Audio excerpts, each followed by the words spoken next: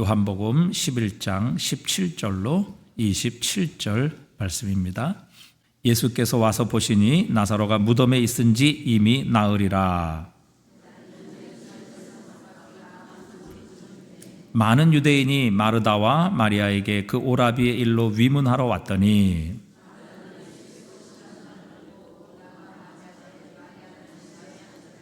마르다가 예수께 여짜오되 주께서 여기 계셨더라면 내 오라버니가 죽지 아니하였겠나이다.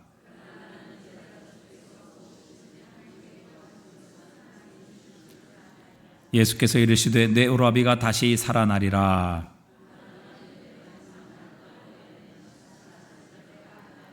예수께서 이르시되 나는 부활이요 생명이니 나를 믿는 자는 죽어도 살겠고 함께 읽습니다. 이르되 주여 그러하외다. 주는 그리스도시요 세상에 오시는 하나님의 아들이신 줄을 내가 믿나이다. 아멘. 우리는 지난 주간에 이제 마르다에 대해서 함께 살펴보았습니다. 오늘도 마르다의 이 발자취를 우리가 함께 따라가 보며 우리는 과연 예수님 앞에 어떤 모습으로 변화되어야 할 것인가 하는 것을 우리가 함께 살펴보려고 합니다. 지금처럼 스마트폰이 있었던 시대도 아니고 그렇다고 뭐 유선 전화도 있었던 시대가 아니죠. 그런데 예수님과 함께 12명의 제자 13명의 장정이 갑작스럽게 집에 닥쳤다. 참 이거는 정말 아주 굉장히 당황스러운 상황일 수밖에 없습니다. 그런데 마르다는 자신의 집을 기꺼이 열어 예수님과 12제자를 초대했습니다. 그리고 그 예수님을 대접하는 일에 헌신적으로 자신의 삶을 드렸죠. 예수님과 제자들은 잠시 마르다의 집에서 휴식을 취하셨습니다. 예수님께서는 그 시간을 이용하여 제자들을 가르치는 시간으로 활용을 하셨죠. 그러나 마르다가 부엌에서 열심히 일을 했지만 아무도 그를 도와주지 않고 알아주지 않았습니다. 그러자 마르다는 얼굴을 붉히며 예수님을 향해 또 제자들을 향해 날카롭게 불만을 쏟아 놓습니다. 누가복음 10장 40절에 보니까 예수께 나와 이르되 주여 내 동생이 나 혼자 일하게 두는 것을 생각지 아니하시나이까 그를 명하사 나를 도와주라 하소서. 예수님을 통해서 자신의 동생인 마리아를 자신이 원하는 자리에 그렇게 있도록 어찌 보면 예수님을 활용하기도 하고 또 마르다를 조종하고 있는 이 마르다의 모습을 우리가 함께 살펴봅니다. 그래서 우리는 지난 시간 이런 마르다의 심정이 도대체 어떤 심정, 어떤 마음이었을까 하는 것을 살펴보았죠. 먼저 마르다는 주목받고 싶었다는 마음이었습니다. 주님, 내 동생이 나 혼자 일하게 두는 것을 생각지 아니하십니까? 주님, 저 혼자 일하고 있는 것 보이지 않으십니까? 초대하지도 않은 손님 13명의 식사를 준비하고 있습니다. 주님, 알고 계시기나 한 것입니까? 제가 지금 얼마나 힘든지, 얼마나 바쁜지, 어떤 일을 하고 있는지 주님 도대체 알고나 계십니까? 그런데 내 동생은 아무 일도 하지 않고 주님 곁에서 말씀만 듣고 있습니다. 이렇게 마르다는 주님께서 자신의 형편과 처지를 알아주기를 원했습니다. 그에 대한 예수님의 반응이 무엇이었습니까? 누가복음 10장 41절에 보니까 주께서 대답하여 이르시되 마르다야 마르다야 내가 많은 일로 염려하고 근심하나. 주님께서는 마르다가 얼마나 힘든지 얼마나 많은 일을 하고 있는지 또 얼마나 분주한지 우리 주님은 다 알고 계시고 보고 계셨고 특별히 그의 마음까지도 우리 주님은 헤아리고 계셨습니다. 다른 말로 하면 이렇죠. 마르다야 내가 많은 일을 하고 있구나. 내가 하는 일 참 고맙다. 너 때문에 우리가 배부르게 먹고 편히 쉴 수 있게 되어서 참 고맙구나. 그 점에 있어서는 조금도 의심하지 말거라. 주님께서 그렇게 말씀을 하고 계시는 것이죠. 여러분, 이 말씀을 통해서 우리에게 주시는 주님의 첫 번째 교훈, 주님께서는 우리의 모든 것을 알고 계신다는 것이죠. 하나님은 우리의 마음, 우리의 하는 일, 심지어는 우리의 생각과 의도까지도 우리 주님은 다 알고 계십니다. 하나님이 모르시는 것은 하나도 없으시다는 사실입니다. 오늘 여러분이 무슨 기도의 제목을 가지고 이 저녁에 나오셨는지, 여러분에게 어떤 소원이 있는지, 또 여러분이 어떤 기도의 제목을 가지고 하나님의 은혜를 간구하는지, 어떤 위기와 고통 가운데 있는지, 또 왜 아파하는지 우리 주님이 모르시는 것은 하나도 없다는 사실입니다. 여러분, 우리가 신앙생활을 하면서 이 주님을 아는 것이 얼마나 큰 힘이 되는지 알 수 없습니다. 주님께서 나를 알고 계신다. 주님께서 모르시는 것이 없다. 주님께서 나를 지금도 지켜보고 계신다. 그것이 얼마나 우리의 삶에 위로가 되고 큰 힘이 되는지 알 수 없습니다. 우리 시편 139편 1절 우리 한번 다 같이 읽어보겠습니다. 여호와여, 주께서 나를 살펴보셨으므로 나를 아시나이다. 주께서 내가 앉고 일어섬을 아시고 멀리서도 나의 생각을 밝히 아시오며 나의 모든 길과 내가 눕는 것을 살펴보셨으므로 나의 모든 행위를 익히 아시오니 여호와여, 내 혀의 말을 알지 못하시는 것이 하나도 없으시니이다. 아멘. 주님께서 분명히 말씀하시죠. 우리의 모르시는 것이 하나도 없으신 분이시다. 주님은 내가 앉고 일어서는 것조차도 횟수를 세고 계시며 멀리서도 나의 생각을 밝히 아시는 분이시다. 그러니까 여러분, 억울할 필요 없다는 것이죠. 속상해할 필요 없다는 것입니다. 왜? 주님께서 다 알고 계시니까.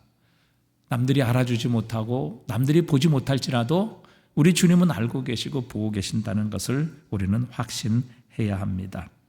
그런데 오늘 마르다는 그것에 대한 확신이 없었기 때문에 짜증을 내며 자기 동생이 자기 옆에 와서 이 힘든 일을 도와주기를, 그것도 예수님께 말씀을 드렸던 것이죠.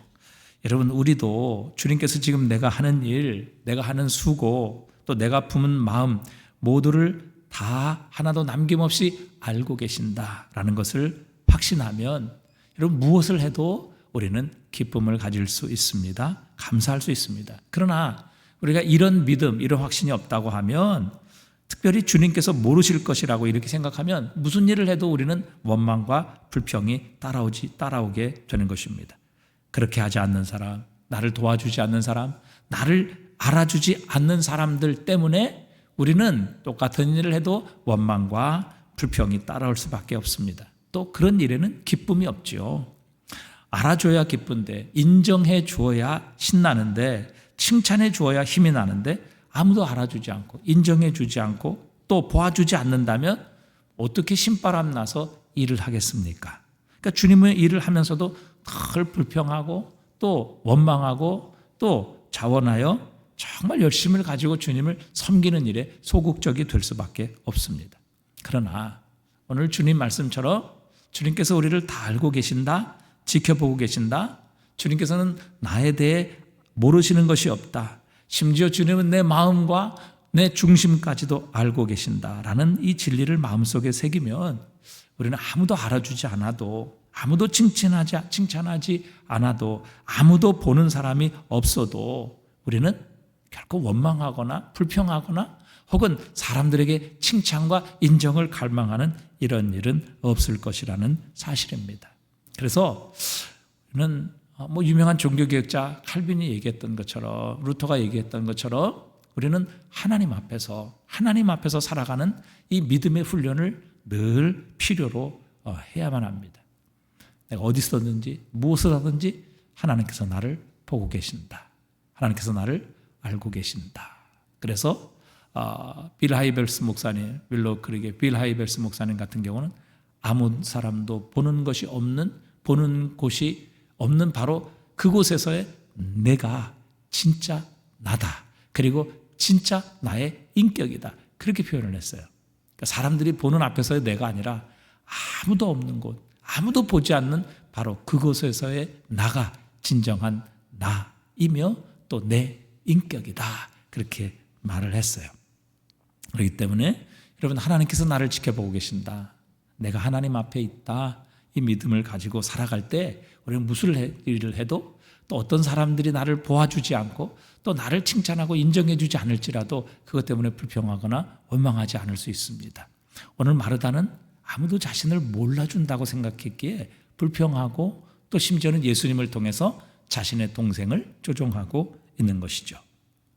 또 우리가 마르다는 자신의 동생 마리아가 주님의 말씀의 자리에 앉아 주님 앞에 앉아 말씀을 듣는 것, 주님 앞에 은혜 받는 것, 자신의 헌신으로 인하여 마리아가 자기 동생이 이런 자리에 있게 된 것을 사실을 기뻐하며 감사해야 했습니다. 근데 오히려 자신과 같이 일하지 않는다고, 자신의 자리에 있지 않는다고 원망하고 불평을 했던 것이죠.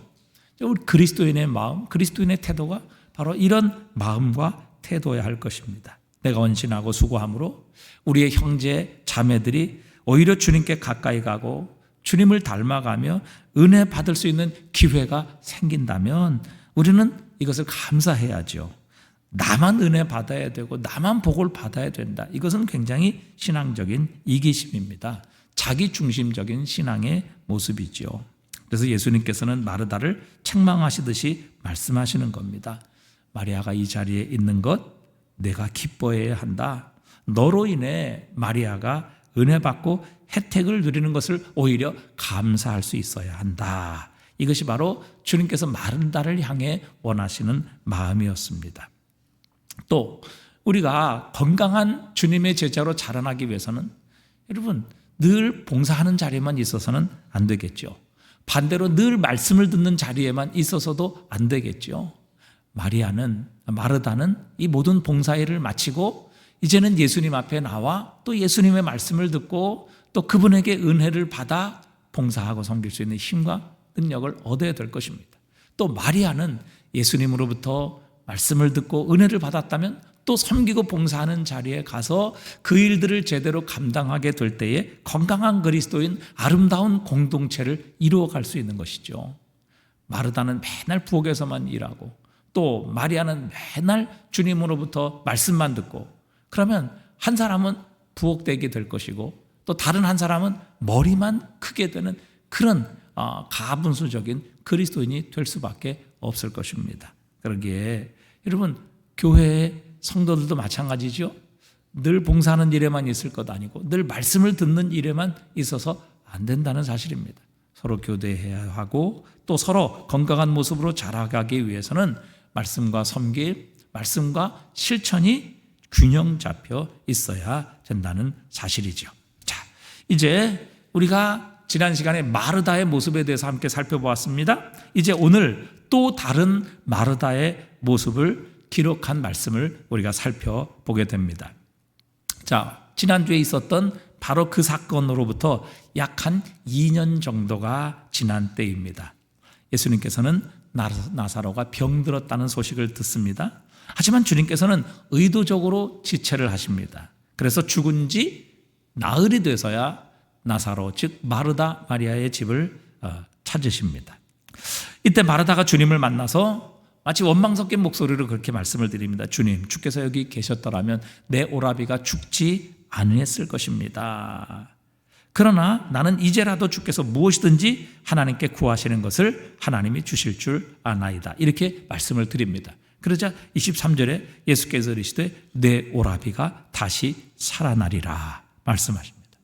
그러자 마르다는 마지막 날 부활 때에는 다시 살아날 줄을 내가 아나이다.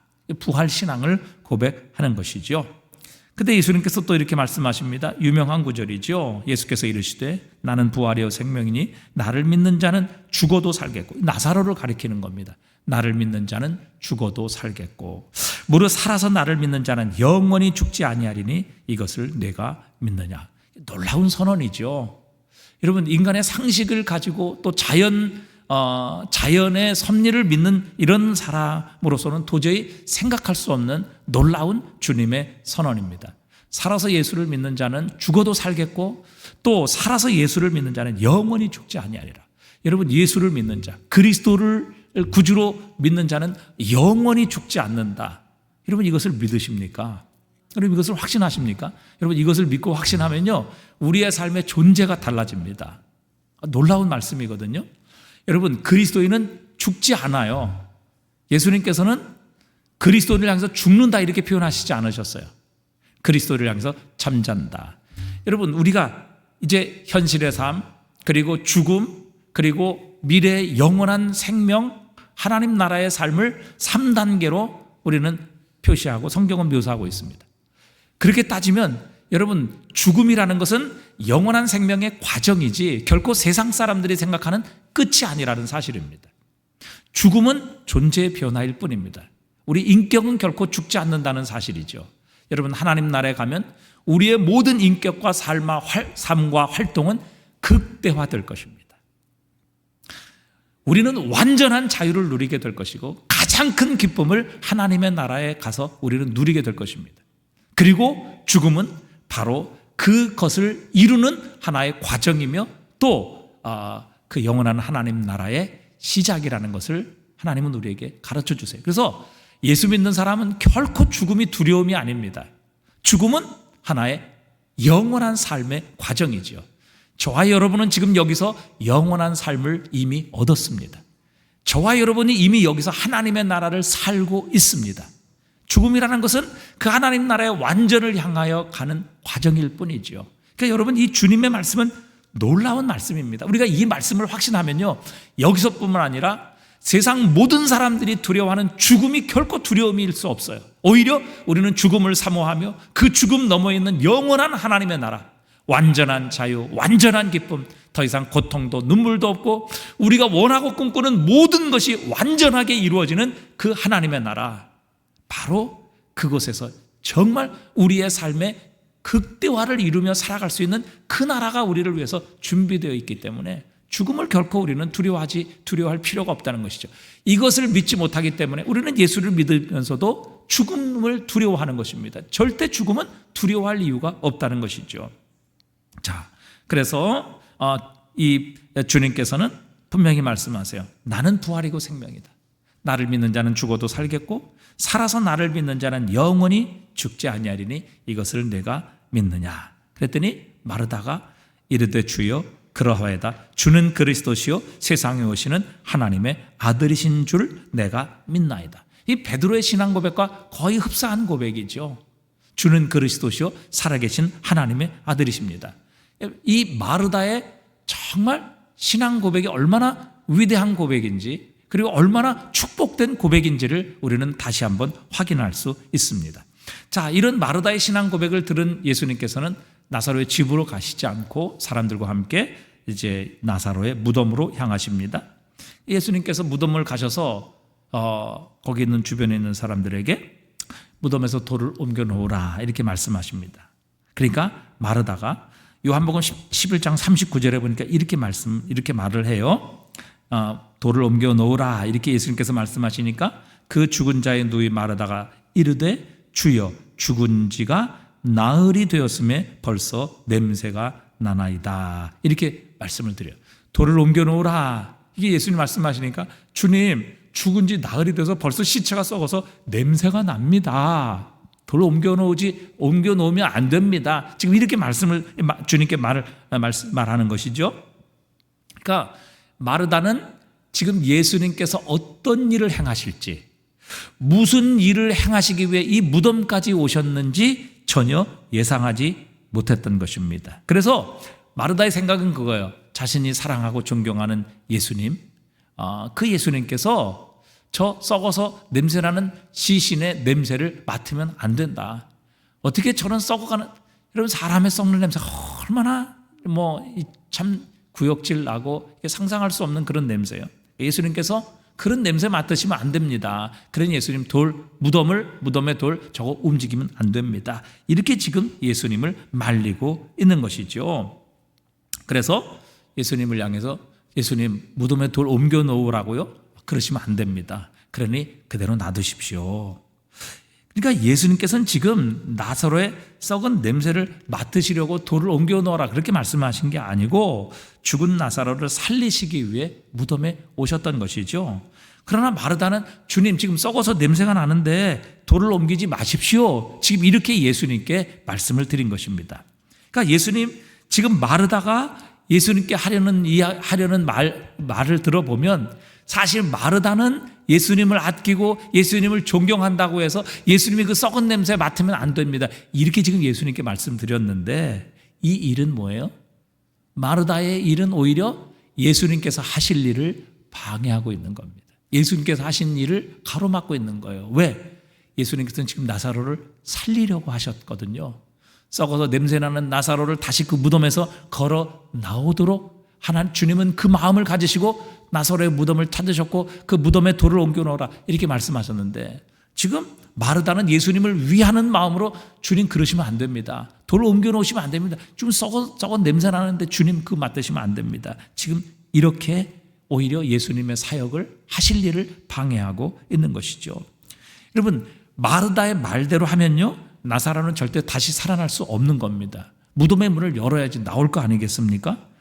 그러니까 마르다는 예수님을 위한다고 하면서도 예수님께서 하실 위대하고 가장 놀라운 이 생명의 역사, 죽은 자를 다시 살리시는 부활의 역사를 지금 가로막고 있었던 것입니다. 이게 마르다의 믿음의 한계입니다. 예수님께서는 사실 지금 이 땅에서 가장 위대한 기적, 인간이라면 결코 할 수 없는 놀라운 위대한 하나님만 하실 수 있는 이 생명을 주시는 사역, 사람을 다시 살리시는 부활의 사역을 하시기 위해 나사로의 무덤에 와 계신 것입니다. 주님께서 방금 말씀하신 것처럼 나는 부활이요 생명이니 나를 믿는 자는 죽어도 살겠고 살아서 나를 믿는 자는 영원히 죽지 아니하리라는 이 예수님의 말씀을 증명하시고 보여주시기 위해서 지금 나사로의 무덤에 와서 돌을 옮겨오노라 이렇게 말씀을 하셨던 겁니다. 그러니까 예수님께서 어떤 일을 하실 수 있는 분이고 무엇을 위해 이 땅에 오신 분이신지를 사람들에게 증거하시기 위해서 지금 나사로의 무덤 앞에 와서 나사로의 무덤에 돌을 옮겨놓으라 이렇게 말씀하셨는데, 마르다는 지금 자기의 생각으로 예수님을 위한다는 마음을 가지고 오히려 예수님을 가로막고 방해하고 있었던 것이죠. 이런 마르다를 향해 예수님께서는 재차 되물으십니다. 40절에 보니까 예수께서 이르시되 내 말이 내가 믿으면 하나님의 영광을 보리라 하지 아니하였느냐. 내가 믿으면 하나님의 영광을 보리라 하지 아니하였느냐. 그러니까 지금 이 마르다는 예수님을 믿지 못하는 것이죠. 그래서 자신의 생각으로 예수님을 말리고 있는 것입니다. 자, 그런데 사람들이 무덤에 예수님 말씀을 따라서 사람들이 무덤에 돌을 올려놓았습니다. 그리고 예수님께서 죽은 나사로를 향해서 나사로야 나오라 이렇게 말씀하셨을 때 나사로는 그 예수님의 말씀에 의해 다시 생명을 얻고 그는 걸어서 나오게 되었죠. 그것을 통해서 사람들은 예수님이 누구이신지, 무슨 일을 하실 수 있는 분인지 하나님의 영광을 똑똑히 지켜보게 되었습니다. 마르다는 사실 그럴 의도는 없었지만 결국 예수님의 방해자 혹은 장애물이 되고 말았습니다. 여러분, 우리는 무엇이 옳은지, 무엇이 최선인지, 무엇이 좋은 것인지 결정하는 주체가 바로 내 자신이라고 생각을 합니다. 이 인간의 본능이에요. 결국 마르다는 이런 인간적인 본능이 예수님의 지혜와 계획과 능력을 방해했다는 사실을 나중에 가서야 깨닫게 됩니다. 여러분, 여기서 주님께서 우리에게 주시는 교훈이 무엇입니까? 주님을 신뢰하는 것이 믿음이라는 것입니다. 마르다처럼 내 생각이 옳고 또 내 판단이 정확하고 맞다 이렇게 생각하는 것이 믿음이 아니라 바로 주님을 신뢰하는 것이 믿음이라는 사실입니다. 우리가 주님을 조종해서는 안 되는 것이죠. 우리가 주님을 판단해서는 안 되는 겁니다. 주님은 돌을 옮겨 놓으라. 왜? 죽은 나사로를 다시 살리시기 위해. 근데 마르다는 주님 그거 하면 안 됩니다. 왜? 냄새나기 때문에. 여러분, 주님의 생각과 마르다의 생각이 얼마나 틀립니까?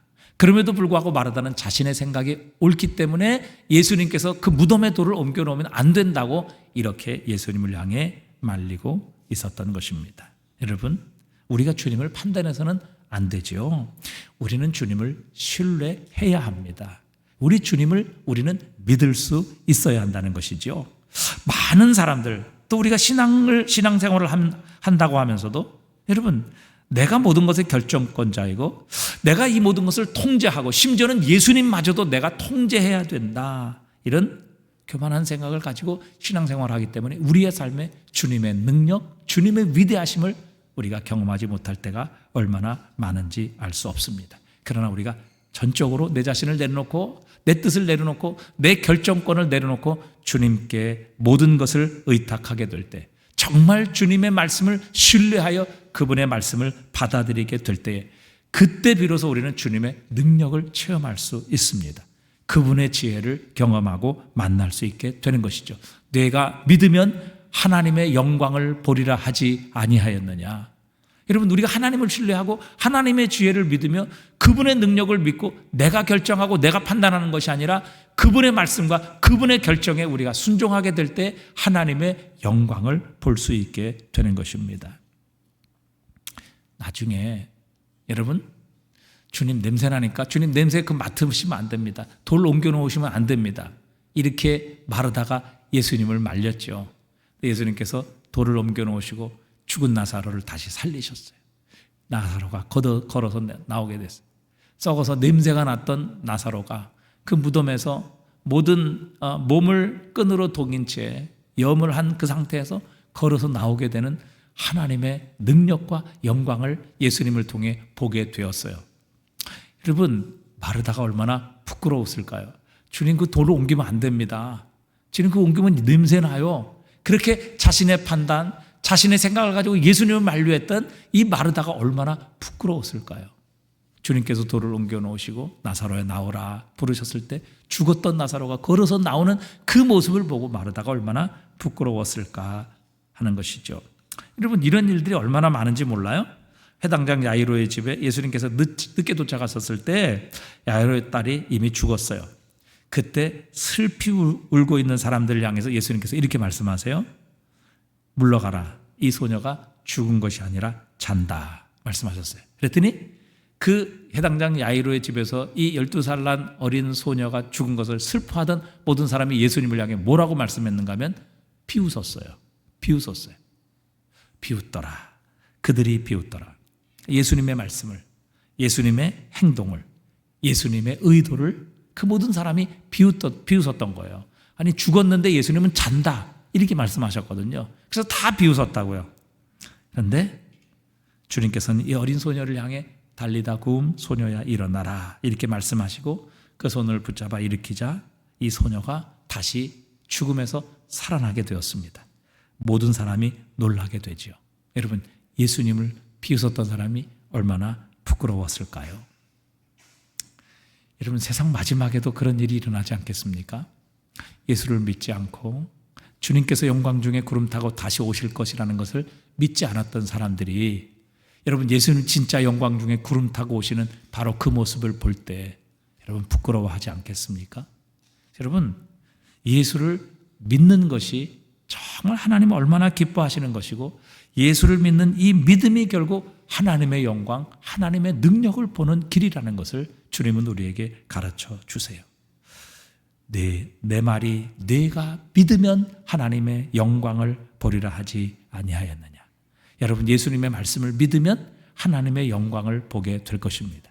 예수님의 말씀을 믿으면 우리도 부활하게 되는 이 놀라운 영광을 보게 될 것이고 예수님의 말씀을 믿으면 구름 타고 영광 중에 다시 오셔서 우리 모두를 세상에서 먼저 부르시는 이 놀라운 영광스러운 자리에 우리가 참여하게 될 것입니다. 그러나 예수님 비웃거나 예수님 말씀 믿지 않으면요, 모두가 부끄러움을 당하는, 정말 예수님의 말씀을 믿지 않아 부끄러움을 당하는, 예수님께서는 잔다 그렇게 말씀하셨는데 다들 비웃었어요.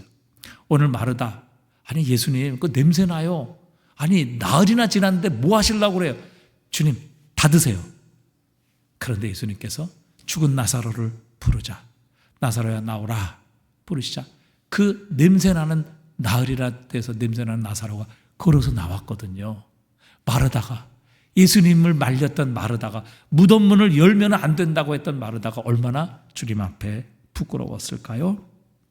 여러분, 우리가 왜 불순종할까요? 왜 예수님의 말씀을 믿지 않고 왜 예수님의 말씀을 불순종할까요?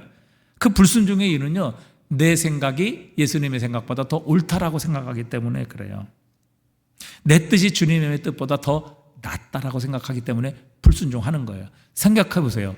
내 뜻보다 주님의 뜻이 옳다, 훨씬 지혜롭다. 그리고 그 주님의 뜻이 반드시 더 내 뜻보다 낫다. 이렇게 믿으면 순종 안 하겠어요?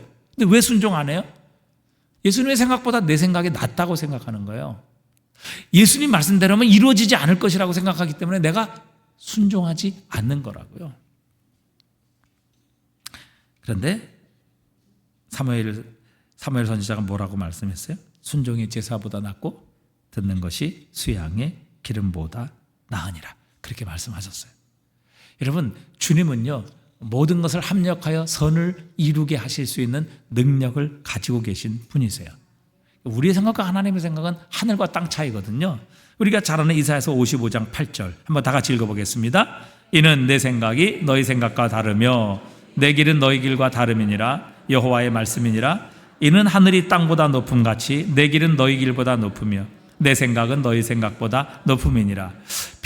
비는 비와 눈이 하늘로부터 내려서 그리로 되돌아가지 아니하고 땅을 적셔서 소출이 나게 하며 싹이 나게 하여 파종하는 자에게 종자를 주며 먹는 자에게는 양식을 준 것 같이 내 입에서 나가는 말도 이와 같이 헛되이 내게로 돌아오지 아니하고 나의 기뻐하는 뜻을 이루며 내가 보낸 일에 형통함이니라. 여러분, 우리가 정말 주님을 인정한다면, 정말 주님을 믿는다면, 여러분, 우리는 우리의 생각을 내려놓고 주님의 뜻을 순종할 것입니다. 주님의 뜻을 순종하지 않는 이유는 그거예요. 주님의 뜻보다 내 뜻이 더 옳다. 주님의 생각보다는 내 생각이 더 낫다. 그렇기 때문에 순종하지 않는 것이거든요. 주님 뭐라고 말씀하세요? 내 생각이 너희 생각과 다르면 내 길은 너희 길과 다른데 이는 하늘과 땅 차이다. 이거는 거의 비교할 수 없다는 말이죠. 하늘과 땅은 비교할 수가 없잖아요. 하늘은 무한한 거거든요. 하나님의 뜻은 무한한 거예요. 근데 그 하나님의 뜻과 지혜를 우리가 믿는다면 그분의 말씀을 순종하는 거죠.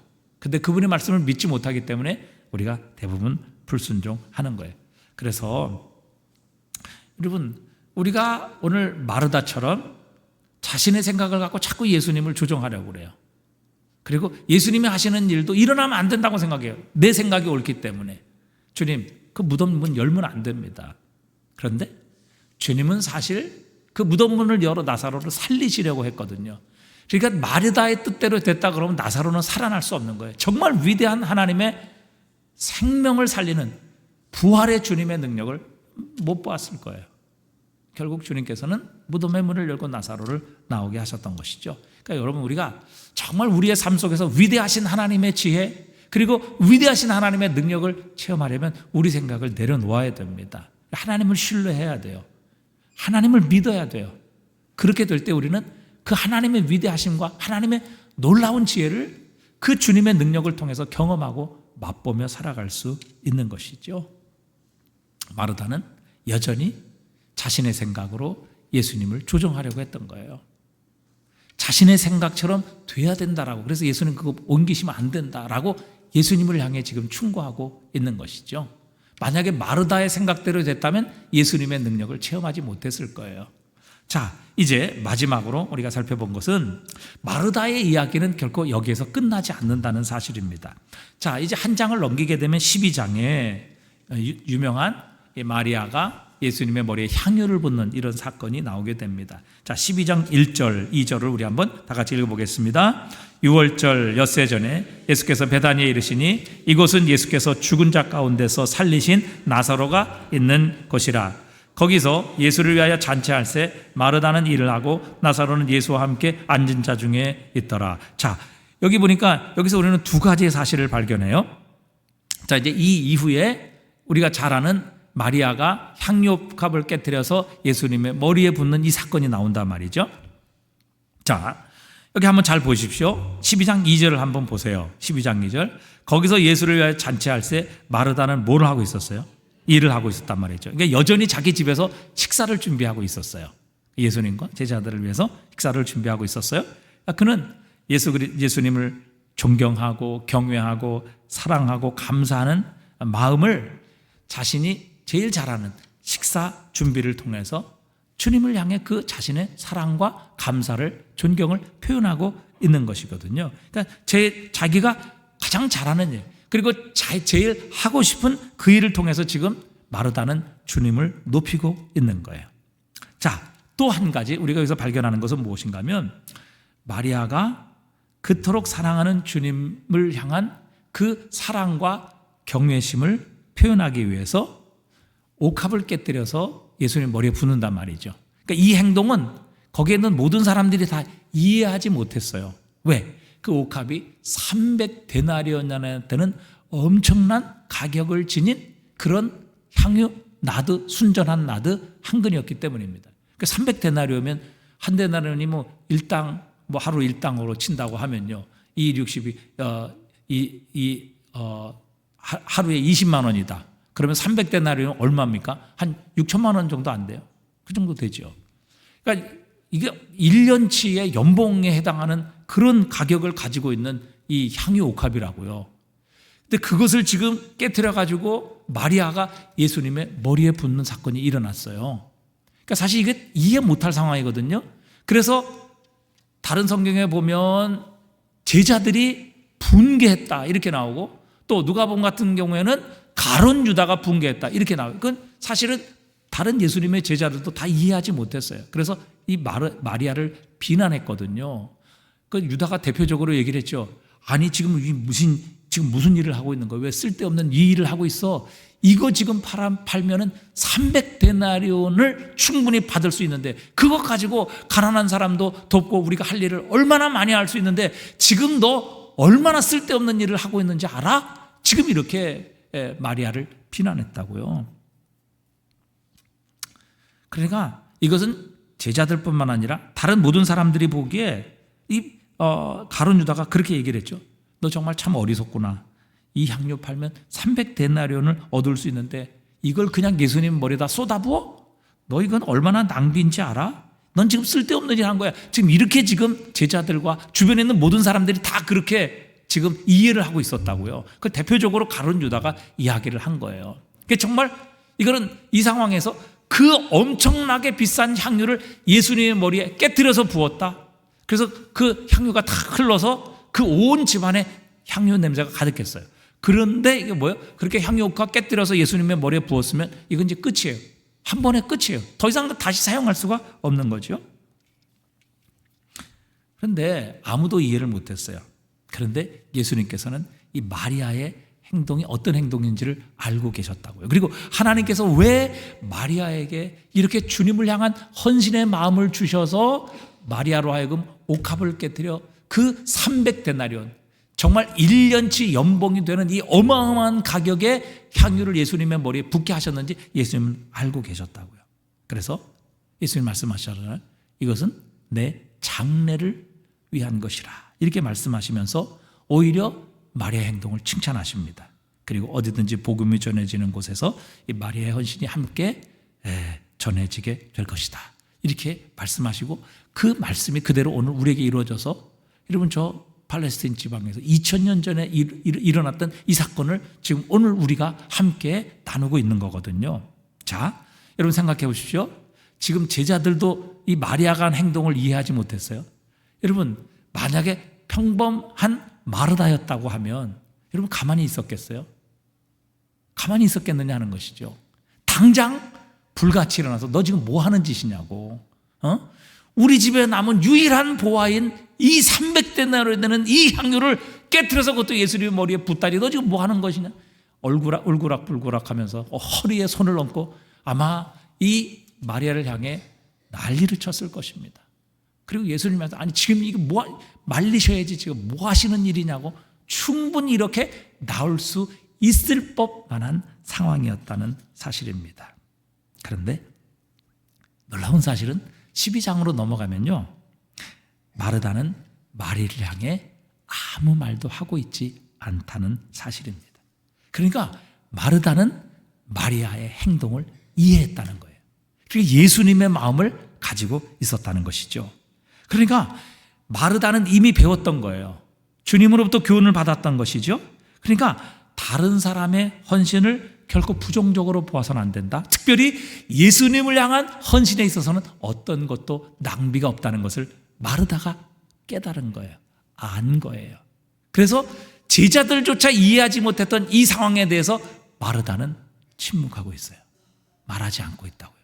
충분히 이해하고 오히려 마르다는 내가 이렇게 보이지 않는 곳에서 땀 흘리며 식사를 통해서 예수님께 헌신하듯이 마리아는 또 다른 방법으로 자신의 모든 것을 들여 예수님께 헌신할 수 있다는 것을 이 마르다는 받아들이게 된 것이죠.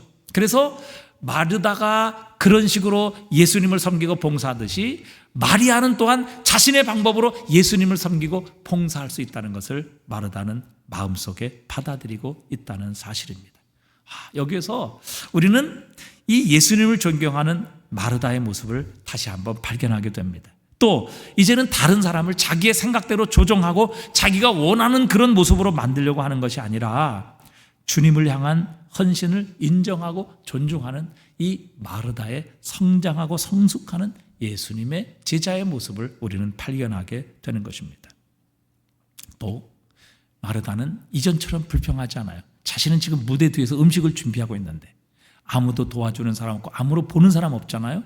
무대 뒤에서 지금 음식을 준비하는데도 불구하고 왜 나를 아직도 알아주지 않느냐고, 왜 나를 인정해 주지 않느냐고 불평하거나 분노하고 있지 않다는 사실입니다. 비록 자신이 보이지 않는 곳에서 헌신하지만 주님께서는 자신의 모든 수고를 알아주시고 또 자신의 수고와 헌신을 가치 있게 여기고 계신다는 것을 마르다는 이제 확신하고 있었던 겁니다.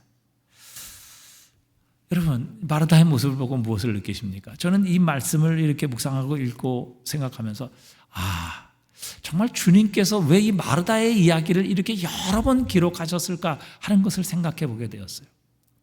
마르다는 성장하고 있습니다. 마르다는 자라나고 있습니다. 마르다는 훨씬 더 좋은 예수님의 제자가 되어가고 있었던 것이지요. 여러분, 주님께서 이런 모습을 우리들에게 기대하고 계시지 않겠습니까? 여러분, 우리도 이렇게 마르다처럼 성장하는 제자가 되어야 할 줄 믿습니다. 오늘 너무 많은 성도들이 성장하고 성숙하지 못한 채 나이만 먹어가고 있는 한국교회를 바라봅니다. 여러분, 우리가 예수님을 오래 믿을수록 예수님을 점점 더 많이 닮아가야 할 줄 믿습니다. 그래서 사실은 우리가 예수님께 가는 인생의 마지막 이 육체의 종말을 맞을 때는요, 사실은 우리의 모습 속에서 예수님의 모습을 발견할 정도가 돼야 하는 것이죠. 그것이 우리 예수 믿는 사람들의 목표가 되어야 하는 것입니다. 돈 많이 벌고 여러분, 세상 사람들의 인정과 존경받고 내가 하고 싶은 거 다 했는데 죽을 때는, 이 세상을 떠날 때 정말 이제 영원한 하나님의 나라에서 영원한 삶을 살아가는 그 시작에 있어서는 너무도 초라하고 너무도 비참하고 전혀 예수님과는 상관없는 정말 세상의 냄새가 나는 그리스도이다. 여러분, 예수 잘 믿었다? 잘 살았다? 정말 주님께서 기뻐하시는 그런 예수님의 제자의 모습이겠느냐 하는 것입니다. 제가 오늘 아침에 이제 말씀을 읽으면서 이런 말씀을 제가 아침에 읽었어요. 자, 마태복음 26장 39절에 보니까 우리가 잘 아는 말씀이죠. 한번 같이 읽어볼까요? 조금 나아가사 얼굴을 땅에 대시고 엎드려 기도하여 이르시되 내 아버지여, 만일 할 만하시거든 이 잔을 내게서 지나가게 하옵소서. 그러나 나의 원대로 마옵시고 아버지의 원대로 하옵소서 하시고, 예수님께서 십자가를 지시기 전에 마지막 이제 겟세마네 동산에서 기도하시는 장면입니다. 너무 잘 아는 장면이에요. 여러분 생각해 보세요. 예수님이 이 땅에 사실 하나님의 뜻을 행하러 오셨어요. 그래서 히브리서도 보면 내가 두루마리 책에 가리켜 기록된 것을 이루려고 오셨다, 예수님이 이렇게 말씀하신다고요. 그런데 그런 예수님께서 십자가를 앞에 놓고 그렇게 기도하시는 거예요. 주님, 아버지, 이 십자가가 내게서 좀 지나가게 하시면 안 되겠습니까? 아버지, 하실 수 있다면 그렇게 하시면 안 되겠습니까? 여러분, 이 예수님의 기도 가운데 예수님의 마음이 어떤 마음이었는가 우리가 다는 모르지만 그래도 충분히 짐작을 할 수 있어요. 여러분, 하나님의 뜻을 순종하는 것을 자신의 생명의 양식으로 삼으셨던 주님이에요. 주님께서 이 땅에 죽으시러 오셨다고요. 그런데 십자가를 앞에 놓고 예수님께서 이런 기도를 아버지께 하는 거예요. 아버지, 할 만하시었던 이 잔을 내게서 옮기시옵소서. 그러니까 여러분, 십자가가 그냥 뭐 예수님 십자가에 죽으셨다 우리 이렇게 생각하는데 십자가가 결국 그런 게 아니라는 것이죠. 생각해 보세요. 내가 태어나서부터 죽을 때까지 지은 모든 죄를 예수님이 지금 짊어지시는 거예요. 그것뿐만 아니라 이 세상 모든 인류의 죄를 예수님이 대신 지시는 거예요. 그것도 죄도 하나도 없으신 주님. 그것도 죄인들의 손에 의해서 그 비참한 모습으로 죽어가는 예수님. 가장 큰 건도 가장 사랑하시는 아버지로부터 버림을 받아야 되는, 우리를 하나님께로 인도하시기 위해서 자신이 우리 대신 버림을 받으셔야 하는 이 십자가의 고통 앞에서 예수님이 하신 말씀이 그거예요. 주님, 이 잔 내게서 옮기시면 안 되겠습니까? 그러니까 예수님의 얼마나 깊은 고뇌가 이 예수님의 기도 속에 담겨 있는지 우리는 다는 모르지만 그래도 어느 정도 짐작을 할 수 있다고요. 그런데 여러분 생각해보세요. 오죽하면 예수님께서 하나님 아버지께 이런 기도를 하셨겠어요?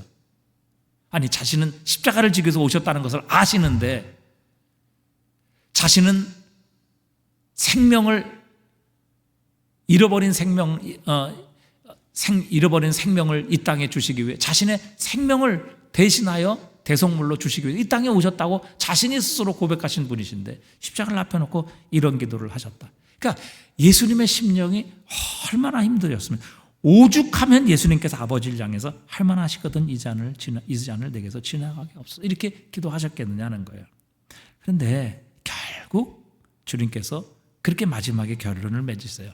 나의 원대로 마옵시고 아버지의 원대로 하옵소서. 나의 원대로 마옵시고 아버지의 원대로 하옵소서. 그렇게 기도하시고 결국 십자가를 향해 예수님 스스로 걸어가셨습니다. 결국 예수님은 자신의 생각, 자신의 뜻을 내려놓고 아버지 하나님의 뜻을 받들어 십자가를 지시고 죽으셨죠. 자, 이런 예수님 하나님께서 결코 그냥 버려두지 않으셨습니다. 빌립보서 2장 9절에 보니까 이름으로 하나님이 그를 지극히 높여 모든 이름 위에 뛰어난 이름을 주사 하늘에 있는 자들과 땅에 있는 자들과 땅 아래에 있는 자들로 모든 무릎을 예수의 이름에 꿇게 하시고 모든 입으로 예수 그리스도를 주라 시인하여 하나님 아버지께 영광을 돌리게 하셨느니라. 여러분, 우리가 영원한 하나님의 나라에서 예수님과 함께 살려면 이 땅에서 우리가 주님 앞에 순종하는 삶을 살아야 합니다.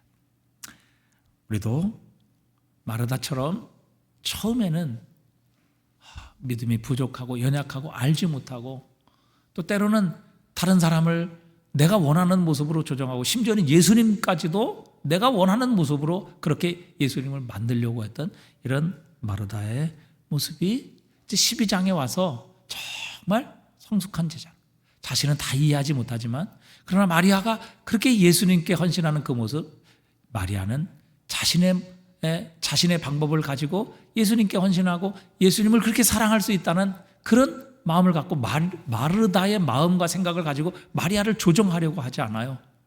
그를 인정하고 받아들이고 또 그렇게 섬길 수 있다는 것을 마르다는 인정합니다. 그리고 자신이 여전히 부엌에서 일하면서도 그는 결코 불평하지 않아요. 원망하지 않아요.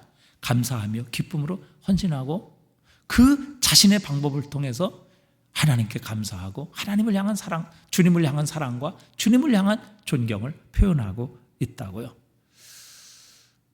결국 성숙이라는 것은, 성장이라는 것은 내 뜻을 내려놓고 바로 주님의 뜻을 신뢰하는 것, 믿는 것, 받아들이는 것, 그리고 십자가를 향해 걸어가는 것, 그것이 바로 진정한 그리스도 예수의 제자의 모습, 성숙하고 성장하는 바로 제자의 모습이 아닌가. 오늘 본문을 통해서 다시 한번 주님께서 우리에게 깨달음을 주십니다.